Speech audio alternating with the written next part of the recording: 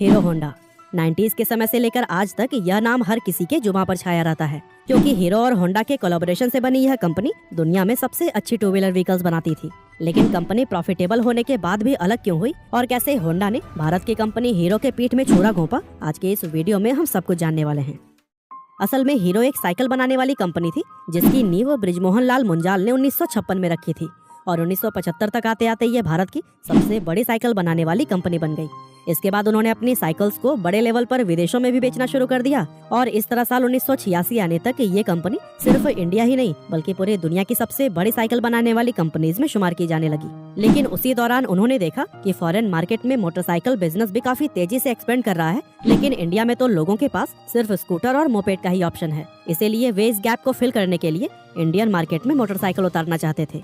लेकिन उस वक्त हीरो के साथ प्रॉब्लम यह थी कि उनके पास इंजन बनाने की टेक्नोलॉजी ही नहीं थी, जिसकी वजह से मोटरसाइकिल बनाना उनके लिए तो मुमकिन ही नहीं था। इसीलिए अपने इस प्लान को एक्शन में लाने के लिए उन्होंने किसी विदेशी कंपनी के साथ में कोलैबोरेशन करने के बारे में सोचा। अब उस वक्त भारत में लिबरलाइजेशन भले ही नहीं आया था, लेकिन उस टाइम गवर्नमेंट इंडियन कंपनीज को यह अपॉर्चुनिटी देती थी कि अगर वो चाहे तो किसी भी विदेशी कंपनी के साथ में टाई अप करके इंडिया में अपना बिजनेस एक्सपेंड कर सकते हैं। इसीलिए बृजमोहन लाल ने हीरो के थ्रू दुनिया की सबसे बड़ी मोटरसाइकिल बनाने वाली जापानी कंपनी होंडा के पास में अपना प्रपोजल भेजा। अब क्योंकि उस समय कोई भी विदेशी कंपनी भारत में डायरेक्टली अपना बिजनेस स्टार्ट नहीं कर सकती थी, ऐसे में इस प्रपोजल के जरिए होंडा को इंडियन मार्केट में एंटर करने का एक अच्छा मौका मिल गया, जैसे कि होंडा कंपनी खुद भी नहीं गंवाना चाहता था। इसीलिए इन दोनों कंपनीज ने 1984 में एक दूसरे के साथ हाथ मिला लिया। हीरो और होंडा के बीच उस टाइम ये एग्रीमेंट हुआ था कि हीरो बाइक्स के लिए बॉडी बनाएगा और होंडा उसके लिए इंजन सप्लाई करेगा। इसके अलावा उन्होंने एक एनओसी भी साइन की थी, जिसके अकॉर्डिंग दोनों कंपनीज फ्यूचर में कभी भी एक दूसरे के मुकाबले में अपना कोई प्रोडक्ट लॉन्च नहीं करेंगे। और दोस्तों, दोनों ही कंपनीज इन कंडीशंस से सेटिस्फाइड थी, जिसके बाद से ये डील फाइनल हो गई और यहीं से हीरो होंडा की शुरुआत हुई।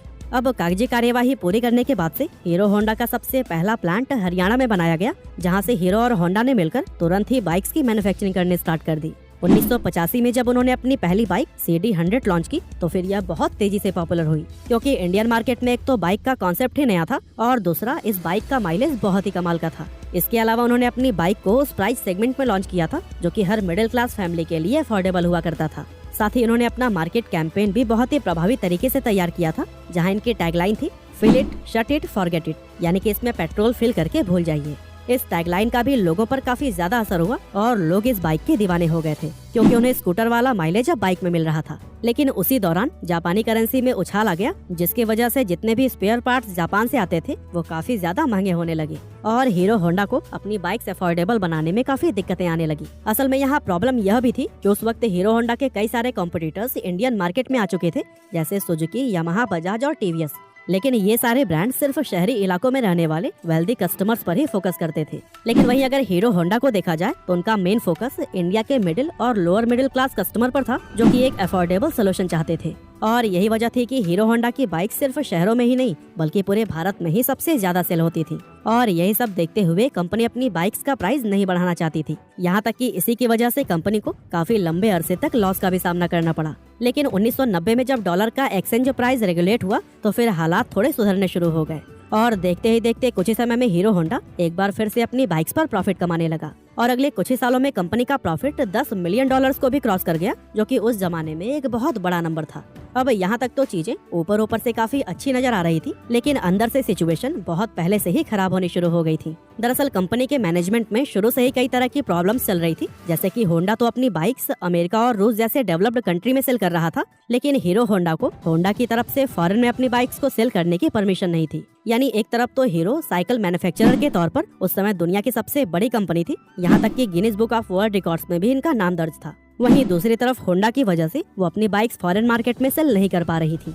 असल में इंडिया के बाहर हीरो होंडा को सिर्फ नेपाल, भूटान और बांग्लादेश जैसी आसपास की कंट्रीज तक ही अपनी बाइक को एक्सपोर्ट करना अलाउड था, जिसकी वजह से हीरो कंपनी इंटरनेशनल मार्केट में जो पोजीशन चाहती थी वो उसे नहीं मिल पा रही थी। अब एक तरफ तो होंडा काफी तेजी से ग्रो कर रहा था, लेकिन वहीं दूसरी तरफ हीरो एक लिमिटेड स्पेस में सीमित होकर रह गया था, जिसकी वजह से इन दोनों कंपनीज के आपसी रिश्ते खराब होने लगे। इसके अलावा कॉन्ट्रैक्ट के अकॉर्डिंग हीरो बाइक्स की बॉडी बनाती थी और होंडा इंजन।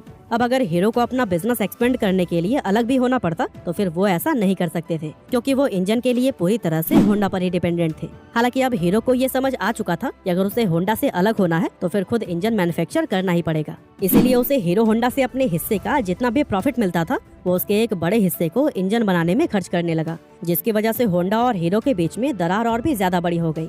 अब जैसा कि इन्होंने कोलैबोरेशन के टाइम एनओसी साइन किया था कि ये एक दूसरे के मुकाबले में कभी भी बाइक्स नहीं लॉन्च करेंगे, लेकिन होंडा ने इसके खिलाफ जाकर साल 1999 में इंडिया के अंदर अपनी एक separate company Honda motorcycle and scooter India start कर दी और फिर उसी प्राइस सेगमेंट में ही बाइक्स लॉन्च करना शुरू कर दिया, जिसमें पहले से ही हीरो होंडा की बाइक्स मौजूद थी। इस तरह अगर देखा जाए तो इंडियन मार्केट के अंदर होंडा ने अपनी बाइक्स को हीरो होंडा के मुकाबले में लाकर खड़ा कर दिया था, जिसकी वजह से हीरो होंडा के कस्टमर्स डिवाइड हो गए और इसके कुछ साल बाद होंडा ने एक्टिवा को लॉन्च करके स्कूटर सेगमेंट में भी एंटर कर लिया था। अब अगर देखा जाए तो इस पूरे मामले में होंडा की 5 उंगलियां घी में थी, क्योंकि होंडा की हीरो होंडा से तो अर्निंग हो ही रही थी, साथ ही अपनी सेपरेट बाइक कंपनी से भी उसका अच्छा खासा प्रॉफिट जनरेट हो रहा था। और दोस्तों इन्हीं सभी प्रॉब्लम्स को देखते हुए ही हीरो ने होंडा से अलग होने का फैसला कर लिया और फिर 2010 में जाकर दोनों ही कंपनीज हमेशा के लिए अलग हो गयी। हीरो होंडा में इन दोनों कंपनियों के 26% शेयर थे, जिसके चलते होंडा मोटर्स ने अपने हिस्से के सारे 26% शेयर हीरो कंपनी को ही बेचने का फैसला किया।